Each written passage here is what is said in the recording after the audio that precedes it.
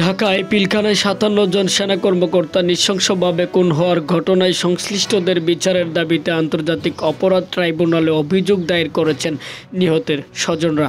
এ সময় তারা সাবেক প্রধানমন্ত্রী শেখ হাসিনা, সাবেক সেনাপ্রধান মইনুল আহমেদ, সাবেক প্রধানমন্ত্রীর নিরাপত্তা উপদেষ্টা তারেক সিদ্দিকী সহ ৫৮ জনের বিরুদ্ধে অভিযোগপত্র দাখিল করেন।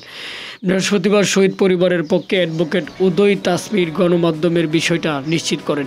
এ সময় উদয় তাসমির বলেন, দুপুর ২টার পর আন্তর্জাতিক অপরাধ ট্রাইব্যুনালের চিফ প্রসিকিউটরের কাছে পিলখানা গণহত্যার শহীদ সেনা অফিসারদের ক্ষতিগ্রস্তের পরিবারের সদস্যরা এই অভিযোগ জমা দেন।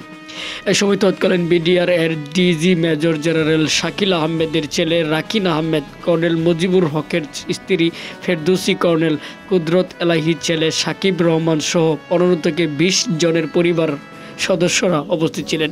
পিলখানায় ৫৭ জন সেনা কর্মকর্তা নৃশংসভাবে খুন হওয়ার ঘটনা পরিকল্পিত ছিল বলে মন্তব্য করেছেন।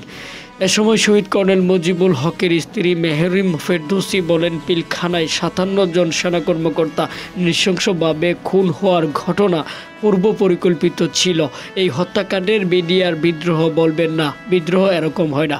দর্শক, এই ছিল এখনকার সংবাদে। পরবর্তী সংবাদ দেখার আমন্ত্রণ জানিয়ে বিদায় নিচ্ছি।